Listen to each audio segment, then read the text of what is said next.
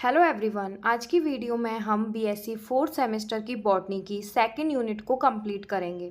इसमें मैंने क्या किया है, जो सैम्पल पेपर हैं और पीवाईक्यू हैं उनके जो एमसीक्यूज़ हैं उनको एनालाइज करके कुछ टेबल्स का फॉर्मेशन करा दिया है। ये टेबल आपको हेल्प करेंगे सारे के सारे एमसीक्यूज़ एग्जाम में लगाने के लिए, क्योंकि यहाँ से बाहर आपका एक भी एमसीक्यू यूनिट 2 से नहीं जाएगा, ये मेरी गारंटी है। और इन टेबल्स को याद कैसे करेंगे, तो आज की वीडियो में मैं ऐसी ट्रिक्स आपको बताऊंगी कि आपको सारे के सारे टेबल्स इसी वीडियो के अंदर याद हो जाएंगे। चलिए वीडियो को स्टार्ट करते हैं।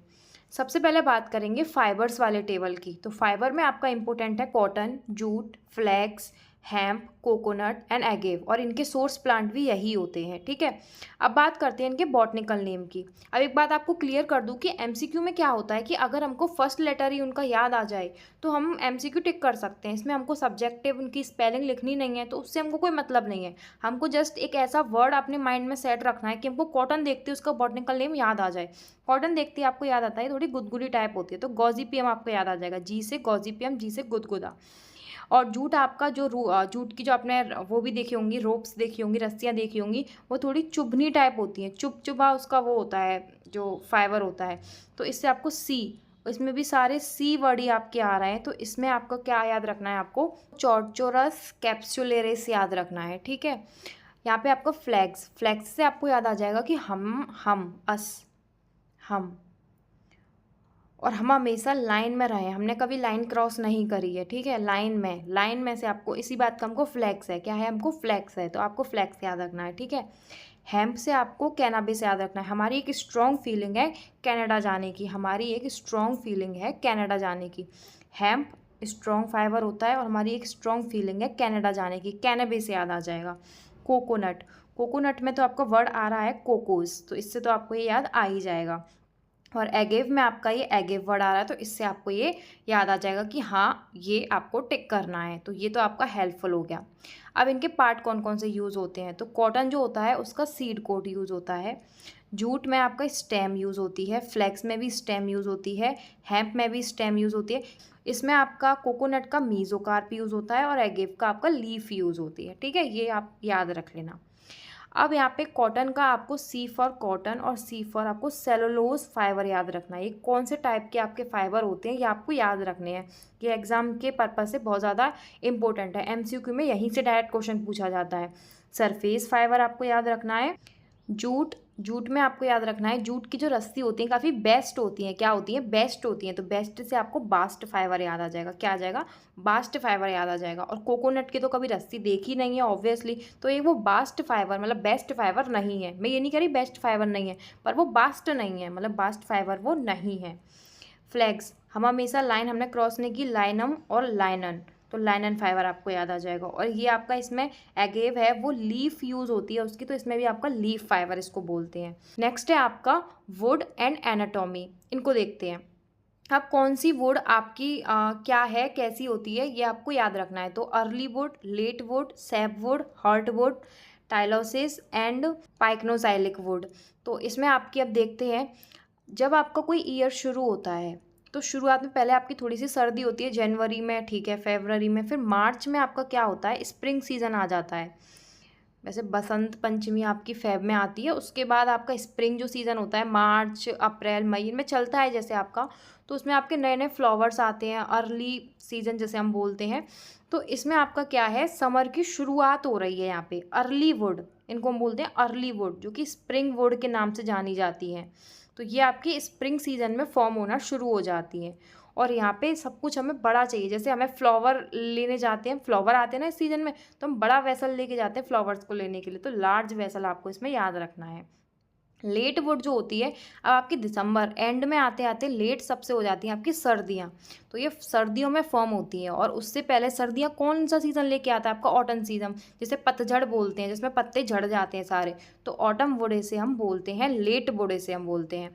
और सर्दियों में आप कैसे कपड़े पहनते हो, थिक मोटे कपड़े पहनते हो, तो ये भी आपकी थिक वॉल्स होती हैं। ठीक है, ऐसे आपको याद रखना है। सैप वुड, सैप में आपको सांप याद रखना है। क्या याद रखना है? सांप।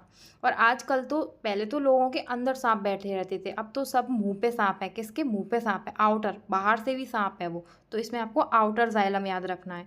और उनका बाहरी, जो उनका अंदर का सांप है वो अब एक्टिवेट हो गया, बाहर एक्टिवेट हो गया, तो वो क्या हो गया? एक्टिवेट। तो एक्टिव कंडक्शन इसमें आपको याद रखना है।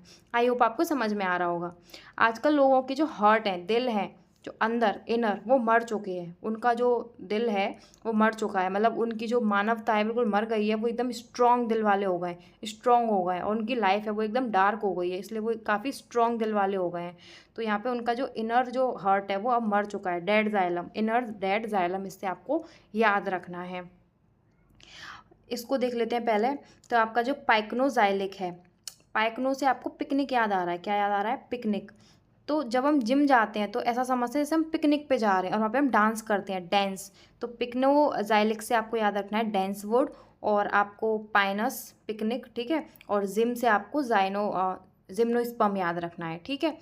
टाइलोसिस से आपको आउट ग्रोथ इन जाइलम और ब्लॉक वेसल्स आपको याद रखना है। अब ये एक ट्रिक मुझे याद नहीं आ रही थी माइंड में जल्दी जल्दी में, तो इसको आप याद रख लेना, ठीक है। अब बात करते हैं कुछ इंपॉर्टेंट क्रॉप्स की और उनके बॉटनिकल नेम्स की, जो कि एग्जाम में डायरेक्ट पूछे जाते हैं। बहुत ज़्यादा इंपॉर्टेंट है, इसको सेव कर लो, इस पूरी पीडीएफ को सेव कर लो। ये यूनिट 2 की बहुत इंपॉर्टेंट टेबल्स हैं जिनको मैं बता रही हूँ, इनसे डायरेक्ट आपके क्वेश्चन आते हैं। कॉटन, कॉटन जैसा कि मैंने बताया काफ़ी गुदगुदा स्ट्रक्चर होता है। गॉसिपियम, ये एक फाइबर में आती है, बताया मैंने अभी। जूट और कॉटन आपके फाइबर में आते हैं। टी और कॉफ़ी आपके पीने वाली चीज़ है, बिवरेजेस। शुगर केन से आपकी क्या प्रोड्यूस किया जाता है? शुगर और जैगरी, तो इससे आपको शुगर मिलता है। सनफ्लावर मस्टर्ड से आपका ऑयल मिलता है। कोकोनट आपका हमने फाइबर में भी पढ़ा था और हम ऑयल में भी पढ़ेंगे। और रबर से आपका लेटेक्स, ठीक है, ये आपको याद रखना है। जूट मैंने बताया चुपचुपा कपड़ा होता है उसका, तो यहाँ पे रस्सी होती है उसकी, तो यहाँ पे कॉर्कोरस कैप्सुलरिस आपको याद रखना है। और ये भी मैंने बताया कि वो बास्ट फाइबर होता है, ठीक है। टी की जो होती है वो आपकी, आपने देखा होगा टी लीव्स आती हैं, उनसे तो आपकी टी प्रोड्यूस की जाती है, तो टी लीव्स आपकी यूज़ की जाती है, इसमें लीव्स यूज़ की जाती है। कॉफ़ी में आपके सीड्स यूज़ किए जाते हैं, सीड्स यूज़ किए जाते हैं। अब मैंने टी की आपको ट्रिक बताई थी कि जब हम कैमरा हमारे आगे लगा दो तो हम हर किसी की, उसकी भी बता दो, सबकी हम टी बोलने लग जाते हैं। टी मतलब आजकल ट्रेंड चल रहा है कि किसी की कोई पोल खोल देना, उसको हम टी बोलते हैं। तो कैमरे के आगे हम सबकी टी खोल देते हैं। टी से आपको कैमेलिया साइनेसिस याद आ जाएगा।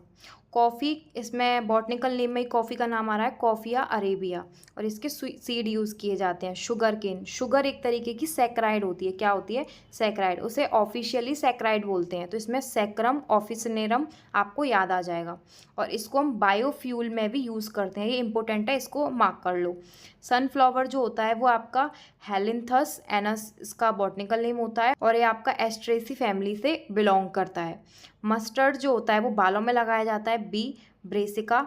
और इसके अंदर आपका सिनेग्रिन नाम का एक नेचुरल कंपाउंड प्रेजेंट होता है। जब हम जो मस्टर्ड के सीड होते हैं इनको हम पानी में घोल दें या फिर इनको पीस दें, तो इनके अंदर का जो ये सिनेग्रिन नाम का कंपाउंड होता है ये भी क्या हो जाता है? ब्लॉक हो जाता है, इसका ब्रोकन हो जाता है, मतलब टूट जाता है। तो ये क्या करता है? इसके अंदर एक पंजेंसी, मतलब एक कड़वापन सा आ जाता है, और एक तीखापन सा आ जाता है। क्या आ जाता है? तीखापन सा आ जाता है। और इसके अंदर से काफ़ी अच्छी खुशबू आती है, यही इसकी पहचान होती है। मस्टर्ड की होती है, सरसों की, वही पहचान होती है। तो इससे आपको याद रखना है पंजेंसी सिनग्रिन, और ये एग्जाम में डायरेक्ट पूछा जाता है। कोकोनट से तो कोकोस आ गया, तो इससे आपको याद हो जाएगा। और ये आपका मैंने बताया था मीजोकार्प फाइबर होता है। रबर का बॉटनिकल नेम होता है हेविया ब्रेसिलेंसिस, और इसका आपका स्ट्रक्चर होता है वो आइसोप्रीन पॉलीमर होता है। और ये आपका इम्पोर्टेंट है, ये पूरा ही टेबल आपके लिए इम्पोर्टेंट है, इसको आप याद कर लेना। नेक्स्ट है आपका ऑयल सीड क्रॉप्स। आपकी जो ऑयल होता है उसके सीड्स की बात हो रही है यहाँ पे। ऑयल सीड्स हैं आपके 4, सनफ्लावर, सोयाबीन, ग्राउंडनट और मस्टर्ड। ये आपके ऑयल इनसे प्रोड्यूस किया जाता है, इनके आपके ऑयल सीड आते हैं। और ये सनफ्लावर वाला आपका मोस्ट इंपॉर्टेंट एमसीक्यू है, इसको याद कर लेना। सोयाबीन जो होता है वो ऑयल के साथ साथ प्रोटीन में भी भरपूर होता है। ग्राउंडनट जो होती है, मूंगफली वो आपकी एक लेग्यूम होती है। लेग्यूम क्या होते हैं? जो कि नाइट्रोजन को फिक्स कर देते हैं एटमॉस्फेयर में।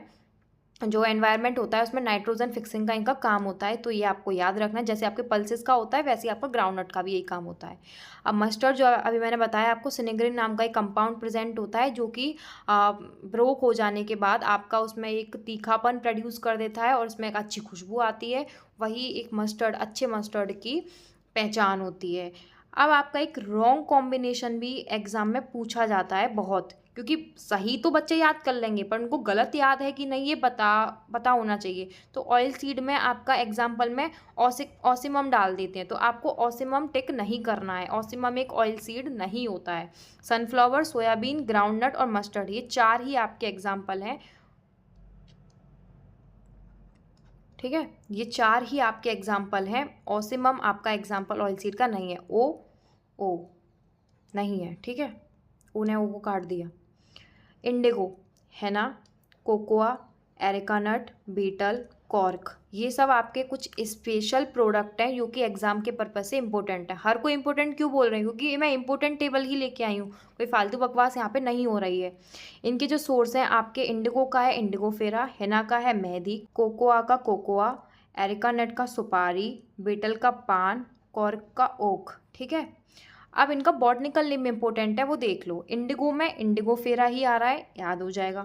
मेहंदी से मैंने एक अच्छा एग्जाम्पल लिया था कि है ना, मेहंदी होती है। अब जब भी हम अपने मम्मी लोगों के मेहंदी लगाते हैं हाथ पे, तो उनका एक रूल होता है। क्या होता है? रूल होता है, लॉ होता है कि उनको सोना ही है। उनको नींद आ ही जाती है मेहंदी लगवाते लगवाते, तो उनका एक लॉ होता है सोने का, लॉ सोनिया।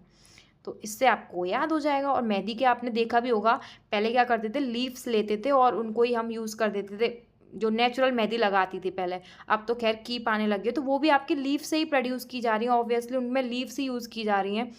इंडिगो फेरा में भी लीव्स यूज़ की जा रही हैं और मेहंदी में भी आपकी लीव्स यूज़ की जा रही हैं।